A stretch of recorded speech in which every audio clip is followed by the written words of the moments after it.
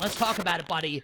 Damian Lillard traded to the Milwaukee Bucks. We'll hit you with all the betting takes here starting right now. What do you got for us here? Thoughts on Damian Lillard joining Giannis? I think I was surprised just like everybody else, right?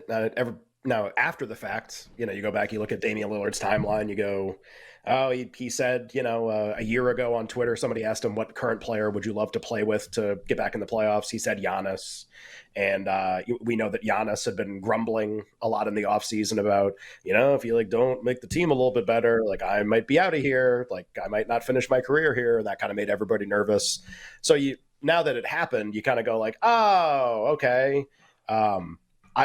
I would just be curious to hear from Lillard soon and because remember, this wasn't I want to go to Miami or Milwaukee. It kind of was I want to go to Miami or I'm going to absolutely nuke any trade that comes up and not report to camp if you don't send me to Miami.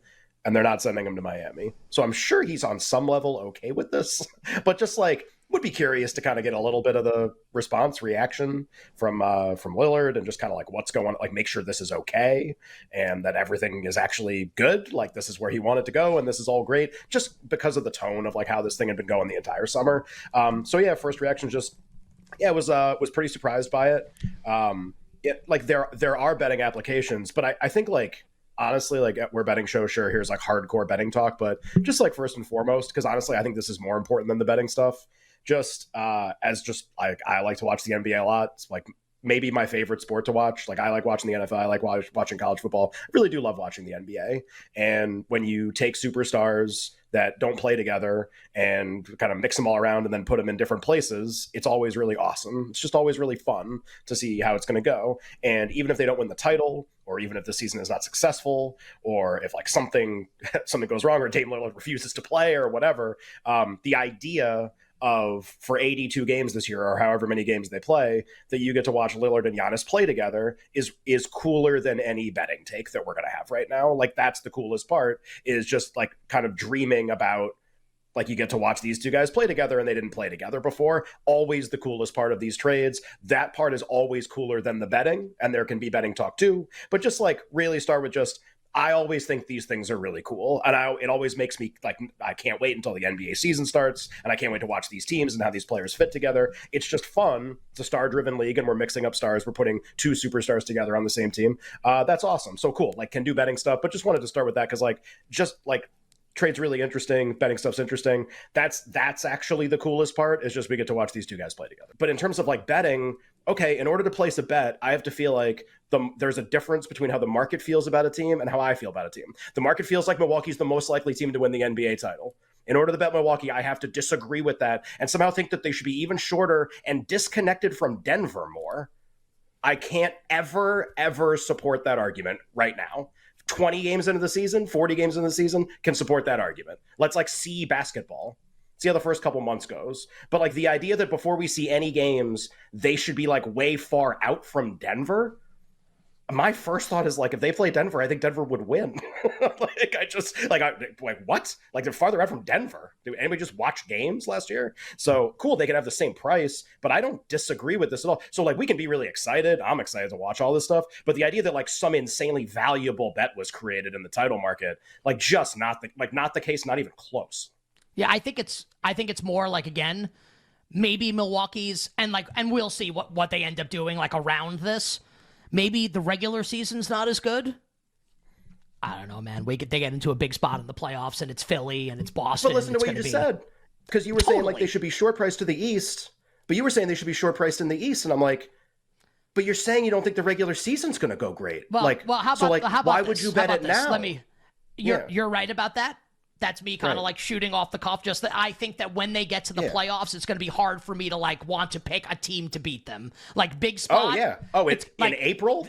Yeah, let's fire some bullets in April on the Bucks to do some stuff. So this is more September. I think Boston will probably have more regular season wins than them pending injury, and then maybe it's a road game in Boston in Game 7. When it gets down to it though, in a big playoff series, whether it's against Miami, who obviously beat them in 5 last year in the first round, whether Philly, Boston, I don't know how it's just Milwaukee in those spots, with these two guys. I think it's as easy as that when we get there. But to your point, you're right. the market agrees with kind of with my thought, which is that Milwaukee's the most likely team to win the East. At some point, we'll do kind of like NBA title, because I agree with you with your thought on the Nuggets. Just that, man, like when we get to the playoffs, if this is going to be what all these rosters are going to look like, it's going to be hard for me to go against Milwaukee. And I know I'm saying that months out in advance, but I mean, these are your two players. These two best players against anyone else's best players in that conference. And it's Milwaukee for me. Without further ado, let's welcome in our pal, the great Matt Moore from the Action Network, the host of the Buckets podcast, a great NBA betting podcast that everybody should check out. Matt is on Twitter at HP Basketball, one of our favorites, period, here on You Better You Bet. Matt, welcome back to the show. It's Nick and Ken. A lot going on. How you doing? Good. Quiet summer. Nothing really going on here in the couple days before camp. I am so glad this deal is done. I'm so glad to have this trade forever done with. It's been one of the longest sagas, and I cannot wait to talk about all the ramifications with you guys, because what a deal. Give us the macro, big picture betting takes and thoughts here. Damian Lillard, now a member of the Milwaukee Bucks, and how this reshapes the Eastern Conference and the way you feel about the NBA and who's going to win the title next year, etc. So I was low on Milwaukee before this deal. I had them not substantially upgrade over last year, and last year they actually won probably more games than they should have. I upgraded them 2 wins on this one. They're up now to 53 by my projections. I've got them at 53 wins, and that puts them still second behind Boston in the Eastern Conference. But this changes, I think, a lot in terms of what they're going to be capable of in the playoffs. We've seen them. Their defense has remained pretty good. That's pretty obvious with Brook Lopez and Giannis. That's a great combo.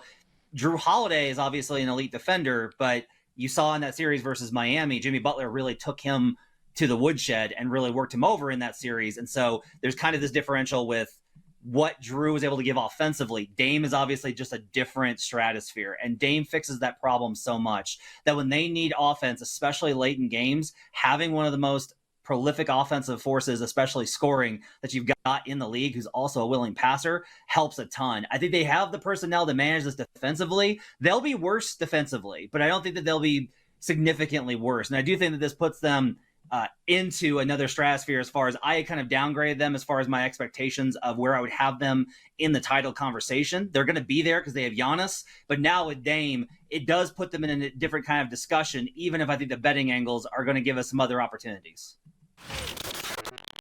The thing that'll be most interesting this year is the group of players that are great at being awesome in these all-in-one metrics are Jokic, Giannis, Luka, and Joel Embiid. Like, they're the best at it by far.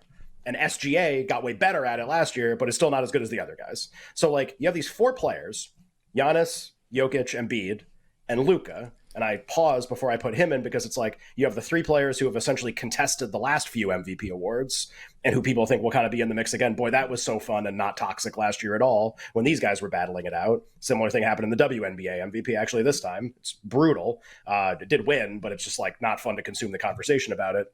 And then Luka can accumulate the all-in-one really well, but like playing with Kyrie after a full off season and he's telling you like the preseason will help and we're going to get a lot more familiar with each other, whatever. Can he win enough to do it? The funny thing with the 3 main guys is like generally players have like an arc in their career. We've done this a lot on the show where you kind of like win MVPs and people think of you that way and vote for you that way. And then you sort of exhaust that currency or you kind of transcend that and you move into a different part of your career where winning titles is very important. So I would actually make the argument that Jokic has now like fully transitioned from one part of his career to the other, which like the early part of the career was accumulating most valuable player awards. The late part of the career is going to be about accumulating titles. Giannis, the early part of the career was about accumulating MVP awards. I dead faded him MVP the last few years because I was like, look, he won. He's past that phase. Like he's not the MVP guy anymore. Like they're not going to vote for him and he's not going to win. And he's on to a new phase. Okay, like Embiid won, but like, is he still in this kind of like MVP prime of his career? Also, is the team going to be any good? This is probably the first time that I've looked at all 4 of the names that are definitely going to be the most, I mean, PER, this is 1, 2, 3, 4 at the end of the year, probably in some order. And oh, by the way, like number 1 wins every year for MVP, just even in that one metric. And I look at all 4 and I go, I hate all 4 of them. I actually don't like all 4 of them. Like, I don't know if Luka's team's going to be good enough. I don't know if Embiid's team's going to be good enough. Giannis, like, is going to sit 28 games and probably not even qualify. And Jokic could come back in and win again. But, like, is that what this is about? Or was he partying, you know, like the entire summer and riding horses and he's going to play like 60 games? And then it's like, is something really weird going to happen then? And I don't want to say that because like that, something weird never happens, but just, it's going to be really funny this year. The conversation about the award's going to be really funny. The one thing that can settle it and can make it really easy is the Mavs could be awesome. And I don't think they're going to be good. I think they're going to be like average. I think they're going to be like they were last year. But if they were ever great, it's super easy. Oh, we have a new thing. We have a new player that we want to vote for. We're all going to vote for Luka. The Mavs win 55 games. He gets it, settles it. Don't have to have a discussion. Done. Anything that's not that, I fear is going to lead to some really brutal discourse again. And like, I don't know who's going to come out of this. I don't even know like if another contender can hop into the mix. So I would never bet Giannis to win MVP right now. I would never bet him the first 10 to 20 games of the season. I think these guys are all going to stay low priced and bounce back and forth throughout the year. And I'm still not even sure which one I like. I don't like Giannis more as a result of the trade. I can definitely put it that way. Are we looking to fade Wemby in the Rookie of the Year market this year? I am not starting the year like super excited about betting this award market because I'm very excited about betting award markets in general in the NBA, but Rookie of the Year is typically the chalkiest one. It's like, hey, you know who's going to win? Like the first, second, or third pick in the draft every single year. It's like, oh, well, who are the favorites? Who do you think the favorites are? The first, second, like not just the second pick, the guy who was the second pick last year, who didn't even get to compete last year in Chet Holmgren. So like, can Scoot win? Sure. Can Holmgren win? Sure. Could somebody random win? I mean, yes, but this isn't the award for that typically. The most interesting thing to follow in this market, I think, throughout the year, the interest for me goes up as the Spurs start introducing their plan for what they're going to do with Wembanyama from a rest standpoint. This will be the first year that we have award thresholds, numbers of games that players have to reach to be eligible to win awards. Like literally you're one game short, you cannot win. And teams will cheat their way around this and they'll play a guy 5 minutes and that'll count as a game played. So like, it's not a rock solid thing, but I mean, if the Spurs are going to sit him on every second night of a back-to-back, even to start the year, or they're not going to play him like third and four, they're going to rest him a couple times, whatever the plan is, if the plan involves a lot of rest, this market gets awesome. And if the plan is to play him a lot, the market's not awesome at all. And it doesn't mean Scoot can't win if Victor Wembanyama plays a lot, but like, what's the angle to make a bet then? The angle is, hey, you know the guy who's the favorite? He's not playing a lot. Like that's now you're cooking with gas. Now that's an angle to make a bet. We just don't know what that's going to be yet. So I can't be excited about the market yet, but this is why like the first 5 games, first 10 games, you just discover so much stuff.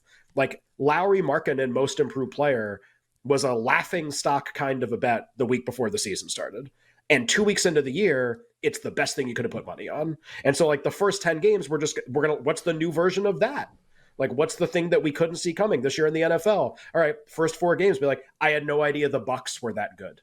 As in the Tampa Bay Bucks, not the team that Lillard got traded to. Like, I had no idea the Packers were going to be that good.